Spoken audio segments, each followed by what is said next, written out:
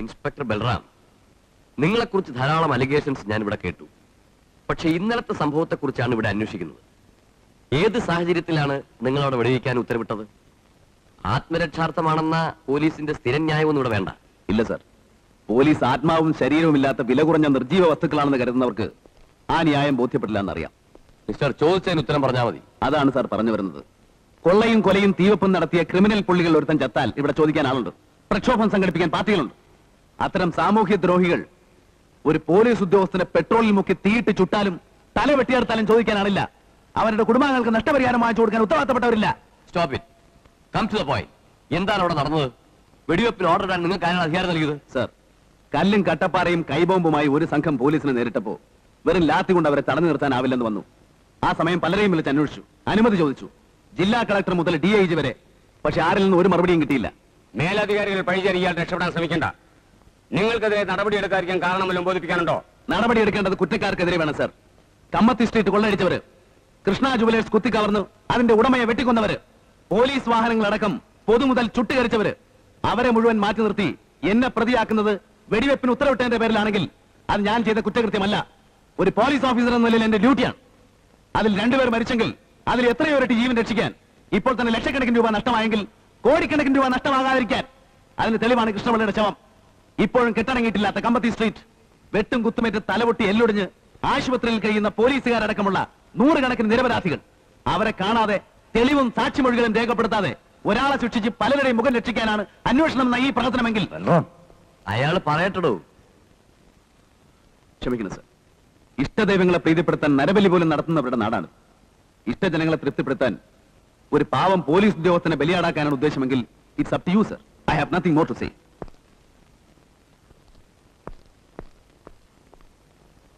He is an outspoken idiot. എന്നാലും അയാൾ പറഞ്ഞതിൽ കാര്യമുണ്ടെന്ന് തോന്നുന്നു. എവിടെ എങ്ങനെ സംസാരിക്കണം? What nonsense are you talking there? Truth, the whole truth, nothing but truth. You, sir.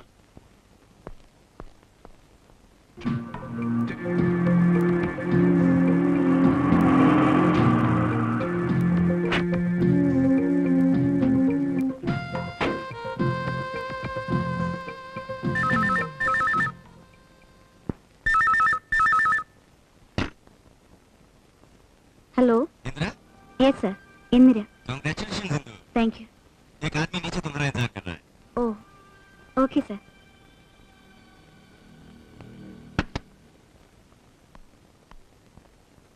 ആ, എന്നെ ഇപ്പൊ ഗൾഫിൽ നിന്ന് വിളിച്ചിരുന്നു, ഇവിടുത്തെ വിവരങ്ങൾ അറിഞ്ഞ് കൺഗ്രാജുലേറ്റ് ചെയ്യാൻ.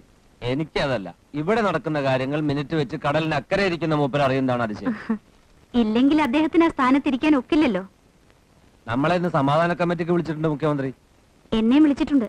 ആ, അതിരിക്കട്ടെ, നിങ്ങളുടെ ഡ്രൈവർ സിദ്ദിഖിന്റെ കാര്യം എന്തായി? ഓൻ ആസ്പത്രിയില്ല, ഇറക്കാൻ നമ്മൾ ആളെ വിട്ടിട്ടുണ്ട്.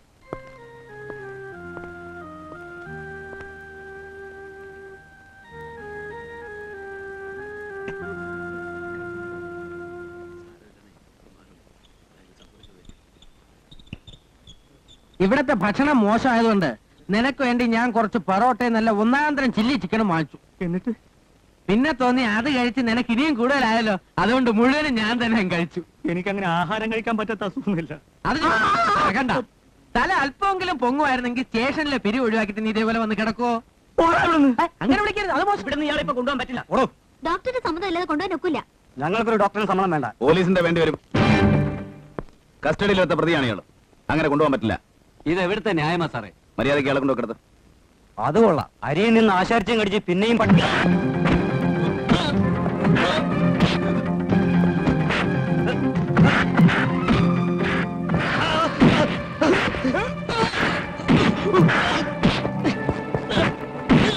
ആരാണ് നിങ്ങൾ അയച്ചത്? ഹുസൈൻ സാഹിബ് കമ്മത്തി സ്ട്രീറ്റ് കൊള്ളയടിക്കാൻ അയച്ച ആളാണോ? ആരാണ് അയച്ചത്? മാഡം. അപ്പോ കച്ചവടക്കാരുടെ നഷ്ടപരിഹാരം 4-5 ലക്ഷം രൂപയുടെ നഷ്ടം എനിക്ക് തന്നെ ഉണ്ട്. അതെല്ലാം പറഞ്ഞില്ലേ, പരിഗണിക്കും. ആ, നമ്മൾ സമാധാന കമ്മിറ്റിയെ ഉണ്ടാക്കിയിട്ടുള്ളൂ. ഇനി നാട്ടിൽ നിങ്ങളെല്ലാം ചേർന്ന് സമാധാനം ഉണ്ടാക്കണം. കമ്മിറ്റി കൺവീനർ ശ്രീമതി, പേര് മറന്നു. മാഡം. ആ, മാഡം. മാഡം വേണം നേതൃത്വം നൽകാൻ. ഷുവർ. അപ്പൊ ശരി.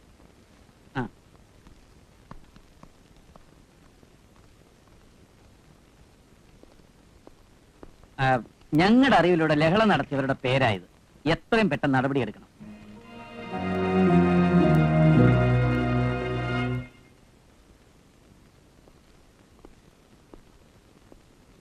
ആ കമ്മീഷണർ, കമ്മിറ്റി കൺവീനർ ആയിട്ട് ഒരാളെ എടുത്തില്ലേ? മേഡമോ ഇടവമോ ഏതാ സ്ത്രീ? ഇന്ദിരാശങ്കർ. ഇവിടുത്തെ വിശ്വഭാരതി ഇംഗ്ലീഷ് മീഡിയം സ്കൂൾ നടത്തുന്നവരാണ്. വേറെ എക്സ്പോർട്ട്, സീ ഫുഡ് തുടങ്ങിയ പല ബിസിനസ്സും ഉണ്ടാവും. ഓഹോ, ഏതായാലും ലഹളക്കാരെ സമാധാനമായി നേരിടാൻ കഴിയുമെന്ന് തോന്നുന്നില്ല. കർശനമായി ആക്ഷൻ എടുക്കണം. സർ,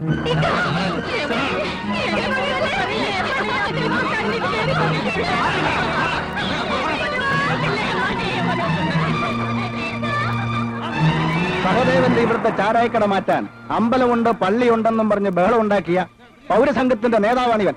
ഇല്ലടാ, ഇടിച്ചിവന്റെ എല്ലൊടിക്കണം.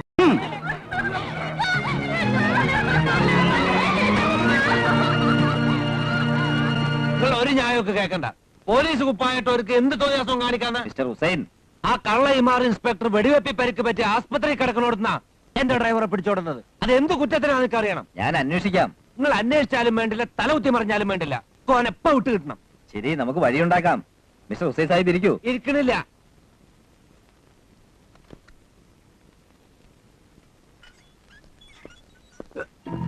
അങ്ങോട്ട്.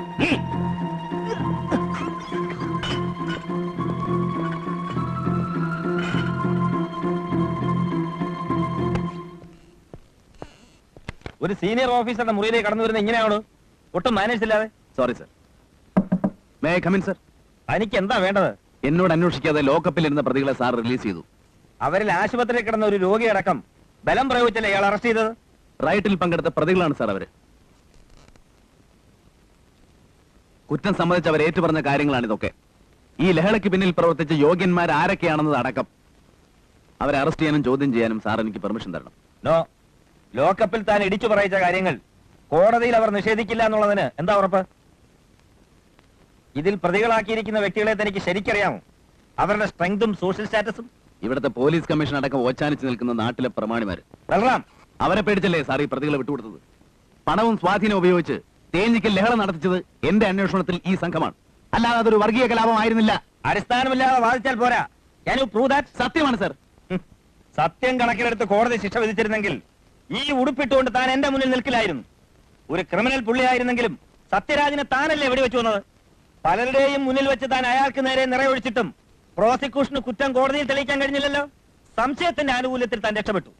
അതിനു മുമ്പ് ഇയാൾ തന്നെ കോളേജിൽ പഠിച്ചിരുന്ന ഒരു ബ്രാഹ്മണ. Sir please stop it please.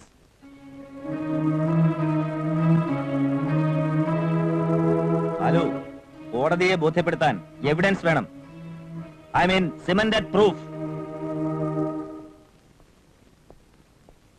ഇത്തരത്തിലുള്ള വലിയവർക്കെതിരായി ആക്ഷൻ എടുക്കുമ്പോൾ പ്രത്യേകിച്ച് you know we are walking on A risers edge. സൂക്ഷിക്കണം, എടുത്തിയാടിയാൽ നമ്മളാവും പെടുക. താൻ ഇതിൽ പറയുന്ന ഒരു അന്വേഷി സഹദേവൻ അറിയില്ലേ? ഇവിടുത്തെ പാർട്ടിയുടെ സർ, അയാൾ തന്ന ലിസ്റ്റാണ്.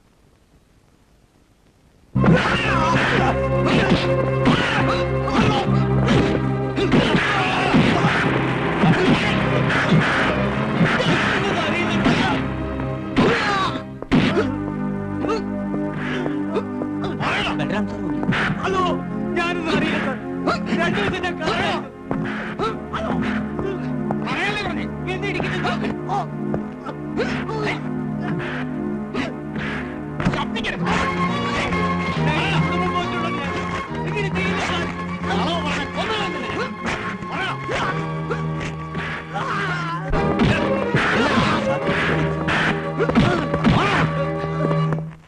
എന്നെ കൊല്ലല്ലേ സാർ. നിന്നെ ആരും ഒന്നും ചെയ്യില്ല. ഇനി ഇവനെ തൊട്ടുപോകരുത്. മുരുകൻ സാർ പ്രത്യേകം പറഞ്ഞു ഇടിച്ചു കലക്കാൻ. ഇടിച്ചു കലക്കി ഇവൻ ചത്തുപോയാ നിന്നെ രക്ഷിക്കാൻ ആ നാറി വരുവാ. ഇഡിയറ്റ്.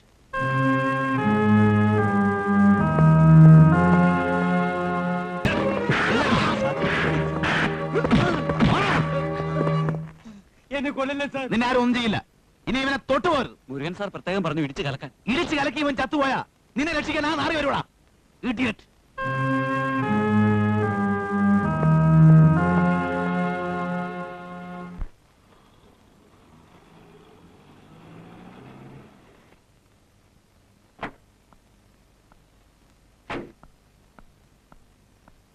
ഇൻസ്പെക്ടർ അല്ലേ? ഇരിക്കൂ. എണീക്കടി ഇവിടുന്ന്.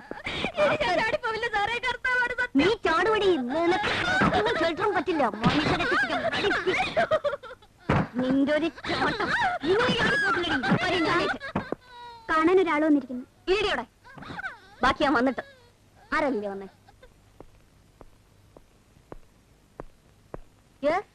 ഇൻസ്പെക്ടർ എസ് ഐ ആണ് ഞാൻ. ബൽറാം സാറിനാണോ അന്വേഷിക്കുന്നത്? അതെ. സാർ ഇല്ലെന്ന് തോന്നുന്നു. നോക്കൂ. പ്ലീസ്.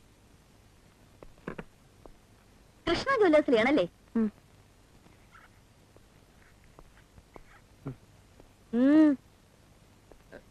എന്താ? അല്ല, ലീലാമ്മ അന്വേഷിച്ചെന്ന് പറഞ്ഞു. നിങ്ങളെ അല്ല, ബൽറാം സാറിനെയാണ് അന്വേഷിച്ചത്. അദ്ദേഹം അവിടെ ഇല്ലേ? ഇല്ല. നിൽക്കൂ. എവിടെ പോയതാണ് അദ്ദേഹം? അറിയില്ല.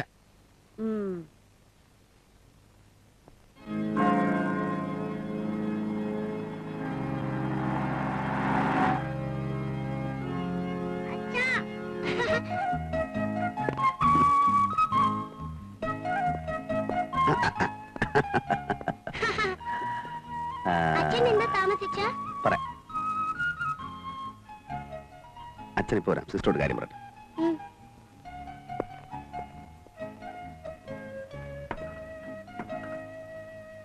സിസ്റ്റർക്ക് ഇപ്പോഴത്തെ എന്റെ സിറ്റുവേഷൻ അറിയാലോ. രാത്രി പോലും കോട്ടയത്തിൽ എത്താൻ നോക്കില്ല. അവിടേക്ക് ഇവളെ കൊണ്ടുപോയാല് ഇല്ലെങ്കിൽ കുട്ടിക്ക് സങ്കടാവും. അവളുടെ കൂട്ടുകാരെല്ലാം പോയി. എനിക്കും ഇല്ലേ സിസ്റ്റർ വിഷമം. പ്ലീസ് ഒരു 2 ദിവസത്തേക്ക് എങ്ങനെയും ഒന്ന് അഡ്ജസ്റ്റ് ചെയ്യും. ശരി.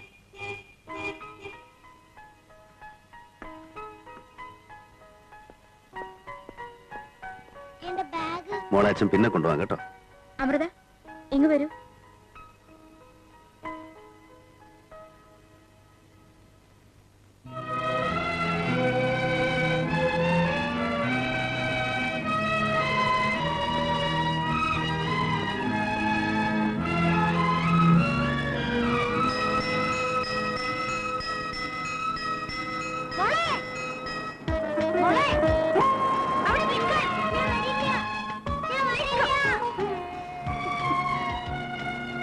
നല്ല അടിയിട്ടു നിനക്ക്.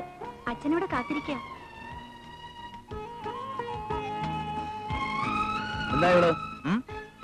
എനിക്ക് ബോർഡിങ്ങിൽ പോകണ്ട, അമ്മയുടെ കൂടെ മതി.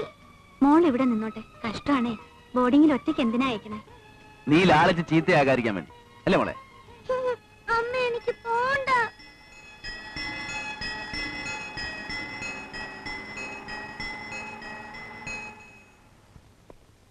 Sub inspector of police.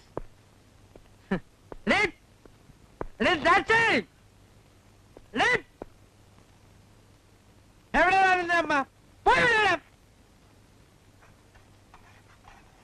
അമ്മേ, അച്ഛൻ വന്നു. അച്ഛൻ കുടിച്ചിട്ടുണ്ടോ മക്കളെ? ദൈവമേ, ഈ മനുഷ്യനെ കൊണ്ട് ഞാൻ തോറ്റു. അയ്യോ, അയലത്തുകാരെ കൊണ്ട് പറയിപ്പിക്കല്ലേ. നിങ്ങൾക്ക് എന്തുവാ വേണ്ടേ? സ്റ്റേഷനിൽ എസ് ആണെങ്കിൽ ഞാൻ ഈ വീട്ടിലെ DGP ആണെന്ന് ortho. Director general of police. എനിക്ക് അടുക്കള വേറെ ജോലിയുണ്ട്. നിനക്ക് എന്റെ ക്വസ്റ്റ്യനും കഴിഞ്ഞിട്ട് പോയാൽ മതി. മറ്റുള്ളവരുടെ മുമ്പ് വെച്ച് നിനക്ക് എന്നെ കൊച്ചാക്കണം. എന്നെ ഒരുമാതിരി കുഞ്ഞിരാമനാക്കണം. ഞാനിത് സഹിക്കാൻ തുടങ്ങി കുറെ കാലമായി. കള്ളു കുടിച്ചാൽ നിങ്ങൾക്ക് അങ്ങനെ പലതും തോന്നും. ഇല്ലടി, ഈ ഫീലിങ്സ് കൊണ്ടാണ് ഞാൻ കള്ളു കുടിക്കുന്നത്. എന്നെ വിളിച്ചു വരുത്തി സല്യൂട്ട് അടുപ്പിച്ച് നിന്നെ സാറാന്ന് വിളിപ്പിച്ച് എന്നിട്ട് എനിക്ക് കോൺസ്റ്റബിൾ സുധാകരനല്ല ഇൻസ്പെക്ടർ ബലറാമിനെയാണ് കാണേണ്ടത്. എന്നെ എനിക്ക് വേണ്ട അല്ലേടി. നീ വെറും PC സാധാ കോൺസ്റ്റബിൾ ആയിരുന്ന കാലത്ത് എനിക്ക് എഴുതിയ കത്തുകൾ ഇപ്പോഴും എന്റെ പെട്ടിക്കകത്ത് കാണും. എഴുതി എഴുതി എന്നെ കിടക്കി മയക്കി എടുത്തിട്ട് ഇപ്പോ പിള്ളേര് കേൾക്ക. നിങ്ങൾ ഈ വൃത്തികേട് പറയാതെ കേക്കിത്തടി നാട്ടുകാർ മുഴുവൻ. PC ദാക്ഷായണി SI ദാക്ഷായണി ആയത് വോളിബോൾ കോർട്ടിൽ പന്ത് ഉയർത്തി കൊടുത്തിട്ടല്ലേ, അല്ലാതെ നിന്റെ മെറിച്ചോണ്ടല്ലോ. അല്ല, സമ്മതിച്ചു. പോലീസ് ടീമിൽ ഏലിയാമ്മ ആയില്ലെങ്കിലും നീ പൊക്കിയ പന്തിന് പകരം ഡിപ്പാർട്ട്മെന്റ് നിന്നെ പൊക്കാനാവുണ്ടായി. അതുകൊണ്ട് ഇയാൾക്കെന്തോ നഷ്ടം വന്നു. ഈ കായിക പ്രതിഭയ്ക്ക് ഇപ്പൊ സുധാരണ വേണ്ട, ഇൻസ്പെക്ടർ ബലറാം മതി. കൂടി പോകുന്നു. എങ്കിൽ ബലറാമിന്റെ കൂടെ ക്വാർട്ടേഴ്സിൽ പോയി പുറത്തോടെ നീ. അയ്യോ, ഇത് ഞാൻ സാറിനോട് പറയാൻ പേടിപ്പിക്കാടി. എന്താ അവനൊരു ചൊരണ്ടോ? എടി ഇൻസ്പെക്ടർ ബലറാം നാട്ടുകാരെ വിളിക്കണ പോലെ കരടി ബാലുവാണെങ്കിൽ ഈ സുധാകരൻ വ്യാക്രമാണടി. വ്യാക്രം കൂർക്കപ്പന്നിന്ന് പറ. റോഡിലെ കാട്ടം തിന്നുന്ന. എന്താണ് അവള് പറഞ്ഞ? റോഡിലെ കാട്ടം തിന്ന് നടക്കുന്ന കൂർക്കപ്പന്നിന്ന്. പന്നിന്ന എന്ന് പറഞ്ഞ അവള്?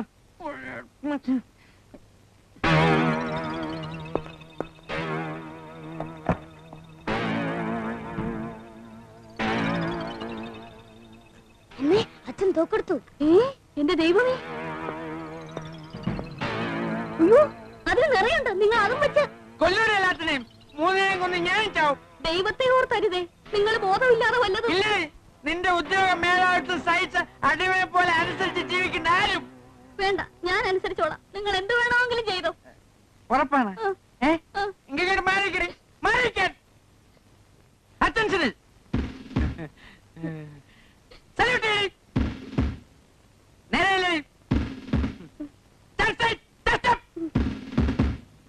കറക്റ്റായിട്ട് ചെയ്യേ. ദേ, ദേ, ദേ, ദേ.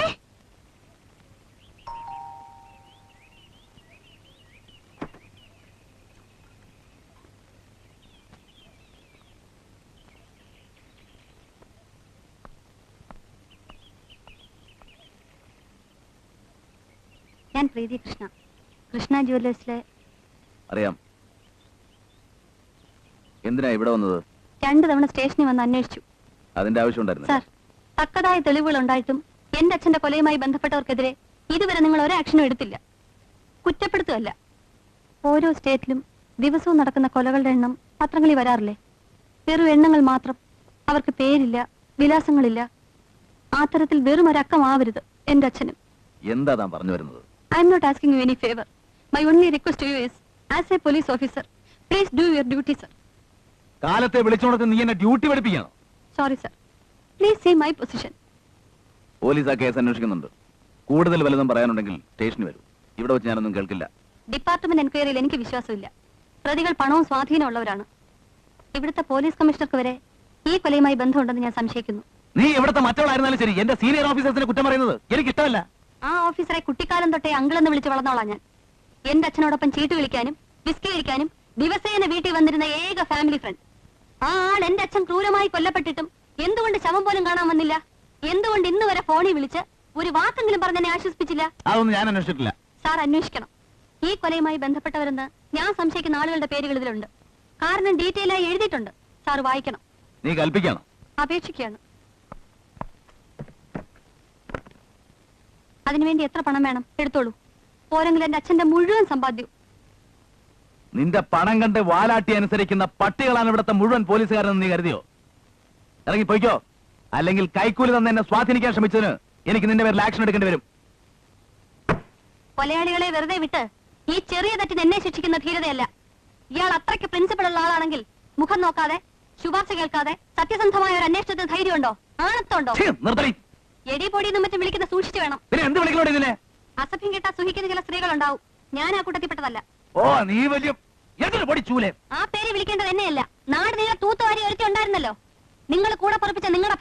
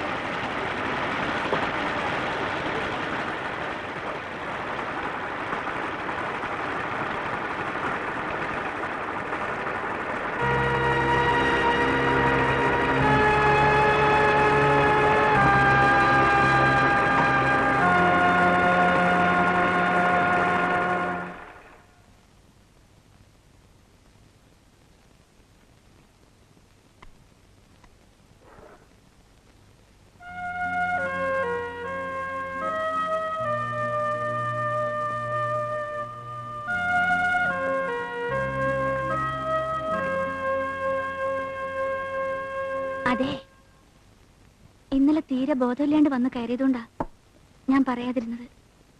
ഞാൻ ജോലി ചെയ്യുന്നിടത്ത് മുതലാളി പിള്ളസാറിനോട് കടം വാങ്ങിച്ചതാ. എന്തിന്? വക്കീൽ ഫീസ് കൊടുക്കണ്ടേ? ഞാൻ പറഞ്ഞോ. വക്കീൽ ഗുമസ്തൻ പറഞ്ഞിരുന്നു അയാൾ ഇവിടെ പലതവണ വന്നത് കേസിന്റെ കാര്യത്തിനല്ല, കൊടുക്കാനുള്ള കാശിനായിരുന്നെന്ന്. ഇനിയും ബാക്കി നിർത്തിയാൽ വക്കീൽ കോടതിയിൽ ഹാജരാവില്ലെന്നും പറഞ്ഞു. അങ്ങനെ പറഞ്ഞോ? ഓ പൊട്ടി.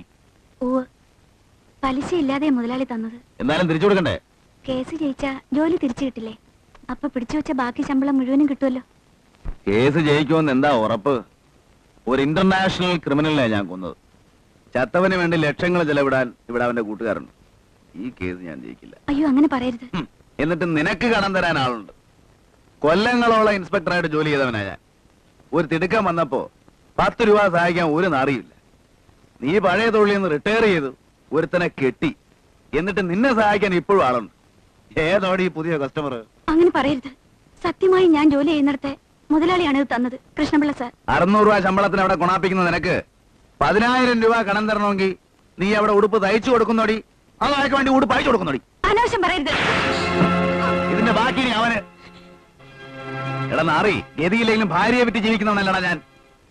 കൊള്ളാവുന്ന പെമ്പിള്ളേരെ വശത്താക്കാൻ അവന്റെ ഒരു തകായ കൊടയക്കരി വന്ന് തെമ്മാടിത്തം കാണിച്ചാ നിന്നെ ഞാൻ. നീ എന്തിയോടോ പൊട്ടി? ഒന്നുകളെന്നില്ല ഞാൻ. വൃത്തികേട് കാണിക്കുന്നത് അതിന് വേണം. തന്റെ ഭാര്യയുടെ സൗന്ദര്യം കണ്ടിട്ടല്ല മിസ്റ്റർ പിള്ള അവർക്ക് അവിടെ ജോലി കൊടുത്തത്. ഞാൻ ശുപാർശ ചെയ്തിട്ടാണ്. കേസും കോടതിയും റിമാൻഡുമായി കഴിയുന്ന തന്നെ സഹായിക്കാൻ. അയാൾ ഈ പണം കടം തന്നത് ഞാൻ പറഞ്ഞിട്ടാ. ഇനി ആ പിള്ളയുടെ മുഖത്ത് ഞാൻ എങ്ങനെ നോക്കും?